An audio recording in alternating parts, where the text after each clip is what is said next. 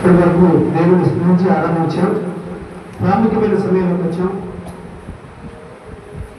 కొద్ది నిమిషాలు దైవ వాక్యాన్ని మనం ధ్యానం చేసుకున్నాం.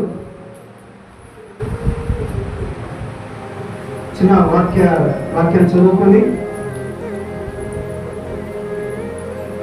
ముందు కొనసాగించుకున్నాం. హబక్కూకు గ్రంథం 2వ వచనం 1వ అధ్యాయం 2వ వచనం చూద్దాం. నేను చదువుతాను. యెహోవా, నేను మొరపెట్టినను నువ్వు విన్నాను, ఆలకించుకున్నాను.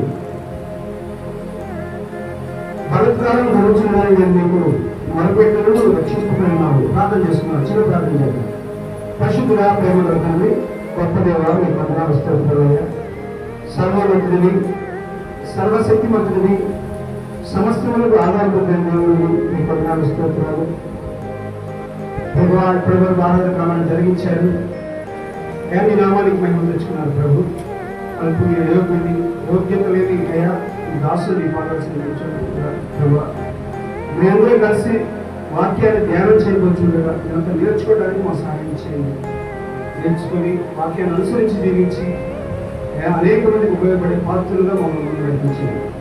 యేసుక్రీస్తు వారి కొరక అడిగి మేము ప్రార్థిస్తున్నాము తండ్రి. ఆమేన్. మంచిది. సహజంగా మనం పరిశీలన చేసినట్లయితే క్రైస్తవ జీవితాన్ని మనం కొనసాగించుకుంటూ ఉన్నప్పుడు, కొన్ని సంవత్సరాలు మనం క్రైస్తవ జీవితంలో భక్తులుగా చలామణి అవుతున్నప్పుడు మన చుట్టూ పరిస్థితులు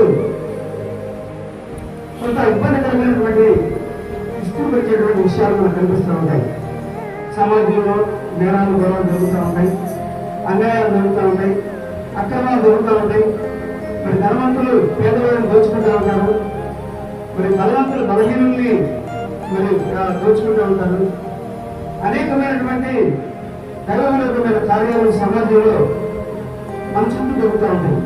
అటువంటి పరిస్థితుల్లో దేవుడి మీద మనకి అవిశ్వాస సంబంధించినటువంటి కొన్ని రకాల ప్రభావాలు పడతా ఉంటాయి. దేవుడే ఉంటే ఎందుకు ఈ విషయాలు జరుగుతూ ఉంది, దేవుడే ఉంటే చూస్తూ ఎందుకుంటున్నాడు అని మరి అటువంటి అనుమానపు ప్రశ్నలు దేవుడి పక్షాన దేవునికి ఏం చూపిస్తూ భక్తులు మరి ఈ ప్రశ్నలు వేసుకుంటూ ఉంటారు. అటువంటి స్థితులకు నడుస్తూ ఉంటారు. ఈరోజు మనం పరిశీలన చేసినట్లయితే మేము చర్చికి వెళ్తా ఉన్నాం, ప్రార్థన చేస్తా ఉన్నాం, మరి ఆరాధన గదికి అటెండ్ అవుతా ఉన్నాం. అయినప్పుడు కూడా మా జీవితాల్లో శ్రమలు వస్తూ ఉన్నాయి, మా జీవితాల్లో కష్టాలు వస్తూ ఉన్నాయి, మా జీవితాల్లో ఓటమి సంచరిస్తూ ఉన్నాం, మా జీవితాల్లో ఇంట్లో వస్తున్నాయి, మా జీవితాల్లో అనేకమైన పరిస్థితులు ఇబ్బందికరంగా ఉన్నాయి. మీరు చర్చికి వెళ్తున్నారు కదా అనేటువంటి అనేక మంది చెప్పడం కూడా జరుగుతుంది. మీకు ఇవన్నీ ఎందుకు వస్తా ఉన్నాయటువంటి అప్పుగా మనలో నడుస్తూ ఉంటుంది. అయితే ఈ దినము ఇదే సమస్యతో ఆనాటి యూదా సామ్రాజ్యంలో ఒక ప్రవక్త, ఒక భక్తుడు ఇదే ప్రశ్నల వర్షాన్ని దేవుడి మీద కురిపించినటువంటి సందర్భం మనం ఈరోజు వాక్యధారంగా ప్రశ్నించినప్పుడు, మరి నేను బైబిల్ ఇచ్చాను కాబట్టి ఒక గ్రంథం హబక్కూకు గ్రంథాన్ని కొత్తగా మీకు అర్థమయ్యేటట్టు వాక్య సందేశాన్ని కొనసాగిస్తాను. దేవుడు అమ్మాయికి మహిమ కలుగును గాక. బైబిల్లో చిన్న ప్రవక్త గ్రంథం హబక్కూకు గ్రంథం చాలా శ్రేష్టమైన గ్రంథం. యూదా సామ్రాజ్యంలో మరి ఆనాటి ప్రజలకు దైవవాక్యాలైనటువంటి ప్రవక్త పరిచయం చేసిన ప్రవక్త హబక్కూకు. అయితే ఈ హబక్కూకు గ్రంథం 3 అధ్యాయాలు ఉంటాయి. ఈ 3 అధ్యాయాన్ని యూనివర్సిటీ ఒక బైబిల్ వ్యాఖ్యానకర్త 3 అధ్యాయాలకు 3 టైటిల్స్ పెట్టారు. మొట్టమొదటి అధ్యాయానికి ఎవరైనా చదువుకున్న ఉంటే చక్కగా నోట్ చేసుకోవచ్చు పాయింట్స్. మొట్టమొదటి అధ్యాయానికి ఆయన పెట్టిన పేరు ఏంటంటే చింతపడే ప్రవక్త అని పెట్టాడు. చింతపడే ప్రవక్త అని పెట్టాడు. 2వ అధ్యాయానికి ఆయన పెట్టిన పేరు ఏంటంటే ఆందోళన చెందే ప్రవక్త అని పెట్టాడు. 2వ అధ్యాయానికి ఆయన పెట్టిన పేరు ఏంటంటే ఆందోళన చెందే ప్రవక్త. 3వ అధ్యాయానికి మరి ఆయన పెట్టిన పేరు ఏంటంటే టైటిల్ ఏంటంటే ఆయన ఆరాధన చేసే ప్రవక్త. అంటే చింతపడే స్టేజీ నుంచి ఆరాధన చేసేటువంటి స్థాయికి ఎదిగినటువంటి హబక్కూకు యొక్క మరి బయోగ్రఫీని హబక్కూకు గ్రంథం. దేవుని నామానికి మహిమ కలుగును గాక. మనం పరిశీలన చేసినట్లయితే ఈ 3 అధ్యాయాలలో మనం కొత్తగా ధ్యానం చేయడం ప్రయత్నం చేసినప్పుడు హబక్కూకు గ్రంథం 1వ అధ్యాయం 2వ వచనం చదువుకున్నాము. ఒకసారి చదవండి. యెహోవా నేను మొరపెట్టినను నీ వెన్నాళ్ళు ఆలకింపకుందువు, బలాత్కారం జరుగుతున్నదని నేను నీకు మొరపెట్టినను నీవు రక్షింపగై ఉన్నావు. నన్నెందుకు దోషము ఇక్కడ పరిశీలన చేసినట్లయితే ఆదిమ గ్రంథం 1:5 వచనాల వరకు ఏం జరిగిందంటే హబక్కూకు దేవుణ్ణి ప్రశ్నించాడు. మొట్టమొదటి పార్టీలో చింతపడే ప్రభుత్వాన్ని పార్టీలో మనం చూసినట్లయితే 1-5 వచనాల్లో మరి ఆనాడు యూదా ప్రజల సామ్రాజ్యంలో మరి అంతర్గతంగా ఒకరు బలవంతులు బలహీనులు దోచుకుంటా ఉన్నారు, మరి ధనవంతులు మరి పేదవారిని దోచుకుంటూ ఉన్నారు, అన్యాయాలు అక్రమాలు చెడ్డైపోతా ఉన్నాయి, నేరాలు ఘోరాలు చిట్ట అక్కడ జరుగుతూ ఉంది. ఈ సన్నివేశాలు చూసి హబక్కూకి మరి ఎంతో చింతపడ్డాడు, బాధపడ్డాడు. దేవుడు ఉన్నాడా? దేవుడు ఉంటే ఏంటి, అసలు నువ్వు ఉన్నావా, ఉంటే సింహాసనం మీద కాలి కూర్చున్నావా అని ప్రశ్నల వర్షం కురిపించాడు. 1-5 వచనాల మధ్యలో ప్రశ్న ఒకటి మనకి తలెత్తుతా ఉంది. ఏం ప్రశ్న అది? నన్నెందుకు దోషం చూడుచున్నావు, నువ్వు ఎలా ఊరగా చూస్తున్నావు? ప్రశ్న, నువ్వు ఎలా ఊరికి ఎందుకు చూస్తా ఉన్నప్పుడు నువ్వు ఎలా ఊరగా చూస్తావు అని ప్రార్థన చేస్తున్నాడు. అందుకు ప్రశ్న వేస్తా ఉన్నాడు. పరిశీలన చేసినట్లయితే 3వ వచనం చూస్తే నన్నెందుకు చూడనిస్తా ఉన్నావు ఏంటి కూడా కలవేలు కనపడుతుంటే ఏంది ప్రభు అని వేదన పడుతూ ప్రశ్న వేస్తా ఉన్నాడు. సహజంగా దేవుడు మానవుణ్ణి మరి సర్వ సృష్టి చేసిన విధానాన్ని పరిశీలన చేస్తే మరి సృష్టి అంతటిని కూడా సమస్తాన్ని సమకూర్చి మానవుడిని స్వహస్తాలతో ప్రేమతో దేవుడు మరి చేసి ఆ సృష్టి మీద అధికారాన్ని ఇచ్చాడు, సామంతరాజం చేశాడు. దేవుడు మానవుని తన స్వరూపంలో చేశాడు. సృష్టి ఆరంభం నుంచి ఇప్పటి వరకు చూసినట్లయితే భూమి పంట పండుతూనే ఉంది. దేవుడు మానవుని పోషిస్తూ ఉన్నాడు. దేవుడు మరి సర్వాన్ని నడిపిస్తూ ఉన్నాడు. సర్వ సృష్టికర్త అయిన, సమస్తాన్ని నడిపించే దేవుడు అయిన, మరి సార్వభౌమ అధికారం లేని దేవుడు. ఆ దేవుణ్ణి మనం ఏదో ప్రశ్నిస్తాం. మన కళ్ళ ముందు జరిగే విషయాల్లో మనమైతే వెంటనే రియాక్షన్ కోరుకుంటా ఉంటాం. ఇంత అన్యాయం చేసినప్పుడు వెంటనే దేవా అని ప్రార్థన చేసి దేవుడు మానవుడిని ప్రేమించిన విధానాన్ని బట్టి దేవుడు తగిన సమయంలో ప్రతి అన్యాయానికి, అక్రమానికి, పాపానికి దేవుడు తావివ్వడు, ఖచ్చితంగా పనిష్మెంట్ ఇస్తాడు. దేవుడి సమయం ఒకటి ఉన్నది. అయితే ఇక్కడ హబక్కూకు ప్రశ్నిస్తే దేవుడు హబక్కూకి ఆన్సర్ ఇచ్చాడు. మొట్టమొదటి అధ్యాయంలోనే హబక్కూకి 6-11 వచనాల మధ్య జవాబు చూస్తూ ఉంటాం. ఒకసారి 6వ వచనం చూద్దాం. తమవి కాని ఉన్ని పట్టులను ఆక్రమింపవలెనని బూదిగంతముల వరకు సంచరించు ఉద్రేకము గల క్రూరులకు కల్దీయులను నేను రేపుచున్నాను. ఇక్కడ దేవుడి జవాబు ఏంటంటే, అయ్యా పరిస్థితుల్లో ఉన్నాయి, మీరు చూస్తా ఊరుకున్నావా, నేనైతే చూడలేకపోతా ఉన్నాను, చాలా చింతగా ఉంది నాకని చెప్పి హబక్కూకు దేవుడు ప్రశ్నిస్తే మన ముందు కూడా మన సమస్యలు మీరు చర్చలు జరుగుతూ ఉన్నారు, లేకపోతే మీరు స్థితిగతులు లాగా అన్యాయం చేస్తా ఉన్నారు, ఏమి ప్రశ్నలు వచ్చినప్పుడు ఈ హబక్కూకు అడిగిన ప్రశ్న మనం కనుక అడిగితే దేవుడు చెప్తున్న సమాధానం ఏంటంటే, నేను ఓడకుండేవాడిని కాదు, ఇదిగో కల్దీయులను వారి మీద రేపుతా ఉన్నాను. అంటే ఆనాటి యూదా సామ్రాజ్య పరిపాలనలో హబక్కూకు మరి ఆ రోజు ఏదైతే ఆయన పరిచయం చేస్తున్న సందర్భాల్లో బబులోను సామ్రాజ్యం ప్రపంచ జయయాత్ర చేసుకుంటూ మరి ప్రపంచాన్ని జయించుకుంటూ వచ్చింది. దేవుడు చెప్తున్నాడు, మీకు ఆ బబులోను సామ్రాజ్యాన్ని మిమ్మల్ని అప్పచెప్తా ఉన్నాను. ఎంత క్రూరంగా అంటే 6-12 వచనాలు చూస్తే మిమ్మల్ని తుక్తులీలు చేస్తారు, మిమ్మల్ని చెరబట్టుకుని వెళ్తారు, మిమ్మల్ని 70 సంవత్సరాలు చెరసాలలో తీసుకెళ్తారు, 70 సంవత్సరాలు బానిసత్తులోకి వెళ్ళిపోతారు. మరి వాళ్ళు చిత్తపిడుగులాగా మీ మీదకి రాబోతా ఉన్నారు. మీరు మరి యూదా ప్రజల మధ్య ఆ జరుగుతున్న గందరగోళ పరిస్థితికి, ఆ జరుగుతున్న అరాచకాలకి దేవుడు వారిని శిక్షించబోతా ఉన్నాడు. కల్దీయుల్ని వాళ్ళ మీదకి దండయాత్రకు పంపించబోతా ఉన్నాడు. నేను ఇది చేయబోతున్నానని హబక్కూకు ఆన్సర్ ఇచ్చాడు. దేవుడు నామానికి మహిమ కలిగింది కాక. హబక్కూకు ప్రశ్న మరి జవాబు ఒకటే అధ్యాయంలో మనం చూసుకుంటాం. దేవుడి జవాబు సహజంగా ప్రతి దేశానికి కూడా అంతర్గతమైనటువంటి సమస్యలు ఉంటాయి, బహిర్గతమైన సమస్యలు ఉంటాయి. అంటే బయట సమస్యలు, లోపల సమస్యలు ఉంటాయి. మన దేశంలో బయట సమస్యలు కులము, మతము, ఇవి అంతర్గతంగా మన మధ్య సమస్యలుగా మనం చూస్తూ ఉంటాం. దేవుడిని ప్రశ్నిస్తూ ఉంటాం, ఏందయ్యా ఈ కులాలు, మతాలు, ఈ భేదాలని దేవుడిని ప్రశ్నిస్తూ ఉంటాం. అంతర్గతంగా అది బహిర్గతంగా మరి బయట వచ్చే సమస్యలు ఏంటి అంటే చైనా భారతదేశానికి, అదేవిధంగా పాకిస్తాన్ భారతదేశానికి బయట సమస్య. అట్లే ఆనాటి యూదా సమాజంలో అంతర్గతంగా వచ్చిన సమస్యలు ఒకరిని ఒకరు దోచుకుంటూ ఉన్నారు. అప్పుడు దేవుడు చేస్తున్న పని ఏంటంటే పక్క దేశాన్ని కల్దీయుల్ని ఈ దేశం మీదకి దండెత్తి రాబోతా ఉన్నారు, మిమ్మల్ని అందరినీ శిక్షించబోతా ఉన్నారు అనేటువంటి ఒక జవాబు దేవుడి దగ్గర పొందుకున్నాడు. ఈ సమయంలో ఇదే ప్రవక్తకి విపరీతమైనటువంటి బాధ కలిగింది, దేశభక్తి కూడా వచ్చింది. భారతదేశంలో మనం సపోజ్ ఇండియా క్రికెట్ ఆడుతూ ఉంటే మరి 11 మందిలో ఒక శిక్షణ పెట్టాడు అనుకోండి, మనం ఏం చేస్తాం? చప్పట్లు కొడతాం.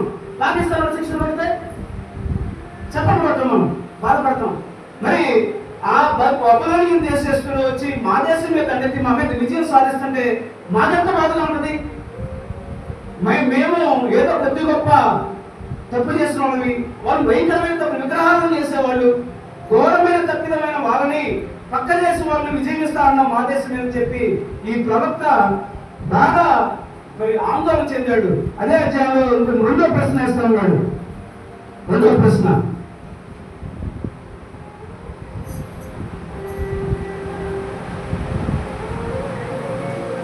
వాడు ఎల్లప్పుడూ తన వలలో నుండి దిమ్మరించుచుండవలేనా?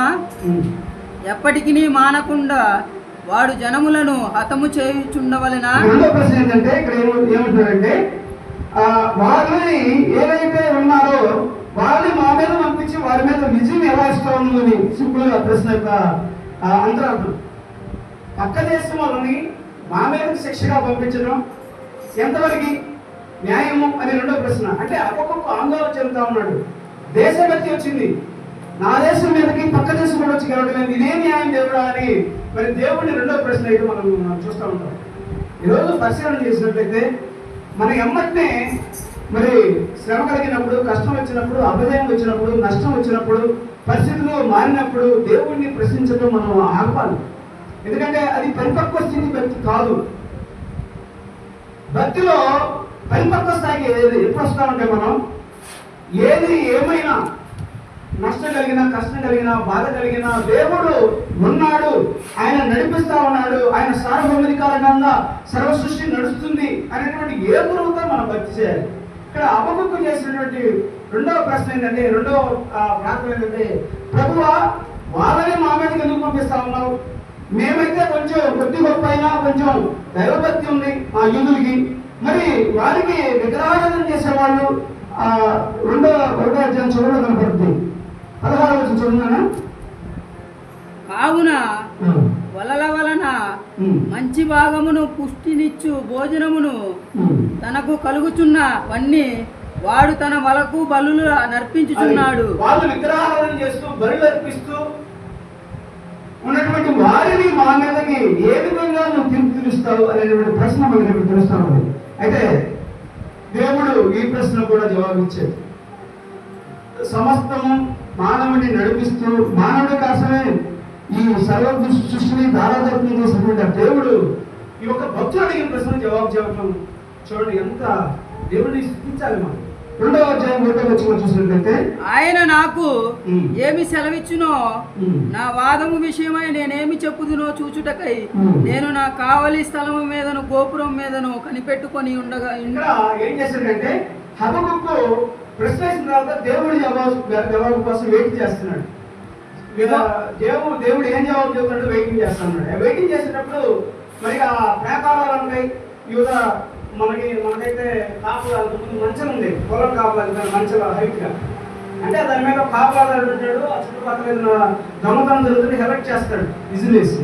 అట్లనే మరి ఈ హబక్కుకు ఏం చేశారంటే ఆ బురుజు మీద నుంచొని వీళ్ళు కల్దీయులు వస్తా ఉన్నారు, అది అర్థం చేస్తా ఉన్నాడు, చూస్తా ఉన్నాడు. ఇంకో పక్క దేవుడు జవాబు ఏమి ఇస్తాడు అనేటువంటి ఆ వెయిటింగ్ అక్కడ చూస్తూ ఉంటాం, వెయిట్ చేస్తూ ఉంటాడు. అక్కడ చూస్తే హబక్కుకి దేవుడు జవాబిచ్చాడు. ఏమి జవాబిచ్చాడంటే ఆ 2వ అధ్యాయం మనం కొనసాగించబడినప్పుడు 2వ అధ్యాయంలో ముందు కొనసాగించబడితే, యెహోవా నాకిలాగు సెలవిచ్చెను, చదువువాడు పరిగెత్తుచు చదువు వెలగునట్లు నీవు ఆ దర్శన విషయమును పలక మీద స్పష్టముగా వ్రాయుము. ఆ దర్శన విషయమై నిర్ణయకాలము జరుగును. సమాప్తమగుటకై ఆతురపడుచున్నది. అది తప్పక నెరవేరును. అది ఆలస్యముగా వచ్చినను దాని కొరకు కనిపెట్టుము. అది తప్పక జరుగును. ఆల్రెడీ ఈ సంఘటన జరిగింది. బబులోను సామ్రాజ్యం యూదా సామ్రాజ్యాన్ని అటాక్ చేసి 70 సంవత్సరాలు వారిని చెరకు తీసుకెళ్లే సన్నివేశం జరిగింది. అది జరిగింది తగిన సమయంలో. హబక్కూకు ప్రార్థన చేసిన వెంటనే ఆన్సర్ కోరుకుంటా ఉన్నాడు. కానీ దేవుడు చెప్తున్న ఆన్సర్ ఏంటంటే తగిన సమయంలో జరిగింది అని చెప్తా ఉన్నాడు. మనం పరిశీలన చేసినప్పుడు మరి ఒక గోడ మీద ఏదైనా లెటర్స్ ఏదైనా అడ్వర్టైజ్మెంట్ రాశారనుకోండి, బస్సు పోతా ఉంటుంది. బస్సులోనూ ఆటోలో పోతున్నప్పుడు కనపడాలంటే పెద్ద పెద్ద అక్షరాలు రాయాలి. ఇక్కడ హబక్కూకుకి దేవుడు అదే చెప్తా ఉన్నాడు, నువ్వు అందరూ నడిచేవాళ్ళు పోయేవాళ్ళు అందరిని పెట్టుకుని పెద్ద పెద్ద అక్షరాలు రాయమని చెప్పి వాళ్ళ మీద శిక్ష గురించి కొన్ని దర్శన విషయాలు హబక్కూకుకి దేవుడు చెప్పడం మనం చూస్తూ ఉన్నాం. మీరు యూదా ప్రజలు ఎప్పటికైనా కూడా నీతిగా జీవిస్తే మిమ్మల్ని తిరిగి రికవర్ చేసి నా కృపలో మిమ్మల్ని ముందుకు నడిపిస్తాను, లేకపోతే వారి మీదకి ఆ బబులోను వాళ్ళు వచ్చి తీసుకెళ్ళడం ఖాయము అని చెప్తాను. ఇంకొక విషయం ఏంటంటే హబక్కూకు రెండో ప్రశ్న అడిగిన దానికి జవాబుగా ఆయన చెప్పాడు, సహజంగా మనం రెగ్యులర్గా చర్చికి వచ్చేవాడు తప్పు చేస్తే ఏమైంది? ఇప్పుడు 2వ తరగతి చదివేవాడు ఇంజనీరింగ్ చదివేవాడికి 2వ ఎకరం చెప్పమంటే తప్పు చేస్తే దేవుడికి కోపం వస్తా లేదా? 2వ తరగతి చదివేవాడు తప్పు చేస్తే దేవుడికి పెద్ద కోపం రాదు, కామన్గా తీసుకుంటాడు. మనం రెగ్యులర్గా చర్చికి వెళ్తూ అనుదినం మనం ప్రార్థనని ముందు కొనసాగించబడుతూ మనం తప్పు చేస్తే మన మీదకి ఇమ్మీడియట్గా శిక్ష వస్తుందని చెప్పడం జరిగింది. ఎందుకని అన్ని జనులకి ఎంత జరుగుతున్నా ఎందుకు శిక్ష రావట్లేదంటే దేవుడు సమయం ఇస్తాడు. తగిన సమయం ముందు వారికి శిక్షా కాలం ఉంటుందని చెప్తా ఉన్నాడు. ఈ బబులోనులను కూడా శిక్షించబోతా ఉన్నాడు. వారిని ఏ విధంగా శిక్షించేది వాడు జవాబుగా చెప్తా ఉన్నాడు. బబులోనులని ఘోరంగా శిక్షిస్తాను. 14వ వచనం కానీ చూస్తే వాళ్ళకి శ్రమ 9వ వచనం 9వ వచనం తనకు అపాయము రాకుండానట్లు తన నివాసము బలపరుచుకొని తన ఇంటి వారికి అన్యాయముగా లాభము సంపాదించుకొని వానికి శ్రమ.